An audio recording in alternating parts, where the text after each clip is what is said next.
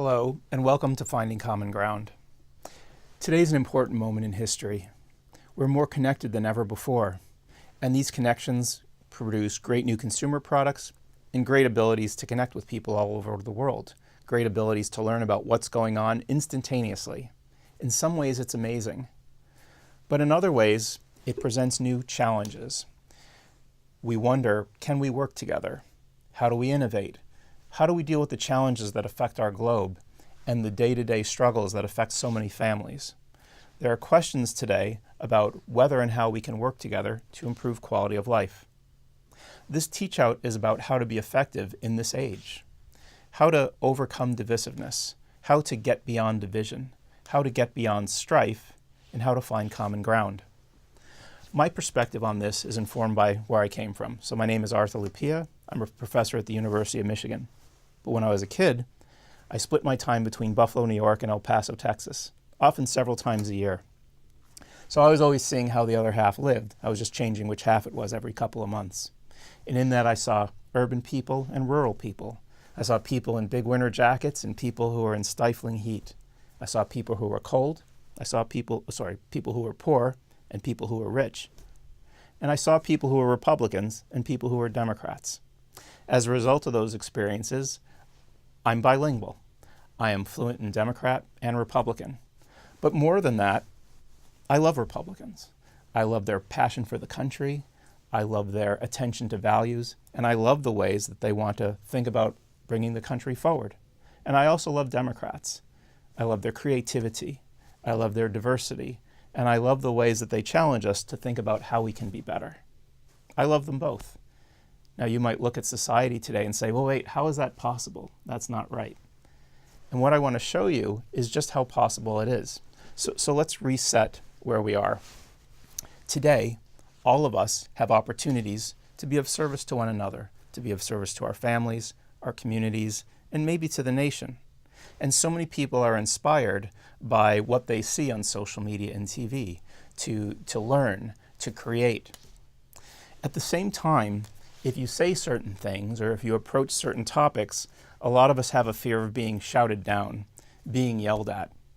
And television and social media are one place you see this happening all the time, because there are people on social media who can draw attention to themselves by making outrageous statements about the other side's motives and about how bad people who are different than us, how bad they are. In fact, there are major companies who will put on new programs 24 hours a day, 7 days a week, reminding us of our differences and in a sense, trying to produce programming that drives us apart. These programs might be entertaining at the moment, but the question is, do they help us solve our problems? And more importantly, is there another way? Because so many people now look at social media and TV today and they think, well, maybe nobody cares, right? And this is important because every community has a social fabric. The social fabric are common experiences, common histories, intertwined in the form of unspoken assumptions. They're the things that hold us together. Today, our social fabrics seem vulnerable. It seems like people are finding new ways to pull it apart by coming up with new language and new stories about why other people shouldn't be trusted. Day by day, hour by hour, strand by strand, pulling it apart. So there's the question, does anyone care? Somebody does care. In fact, a lot of people care. As you will see in this teach-out, there are so many issues on which people in our country want to work together, where they see problems, where they see opportunities to help children, to help elders, to help their communities.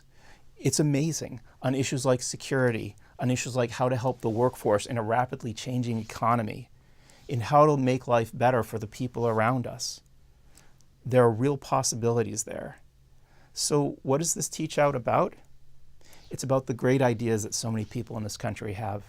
It's about how to be more effective at key moments when you can really make a difference. It's about how to have your voice heard. It's about how to give back. Because government, community service, being in business, being in a medical profession, when they're at their best, it's because people are working together. They're getting beyond winning. They're getting beyond, insulting people because they're confused about what's happening. Instead, it's the focus on how can I put myself in someone else's shoes? How can I build the kinds of relationships that help us manage our challenges and achieve our greatest dreams? That's what this class is about. It's a set of tools, a set of ideas that can help people like you and me on any given day build, establish, or reestablish communities of trust, to find new ways to work together, ways that help children, ways that help seniors, ways that help servicemen and women, and first responders, and relief agencies, and people who work on farms, right? And people who build computers, and people who work in factories. We want to help them deal with the challenges they have today and build the tomorrows that they hope for. What we have in front of us, in short, are great opportunities to rebuild the social fabric and to make it stronger and more vibrant than it's ever been. And we're worth it. So what I'd ask of you, what I'm inviting all of you to do, is spend a little time with us. And we're going to learn about how to present your ideas more effectively, how to bring people together, and how to rebuild the social fabric of this country.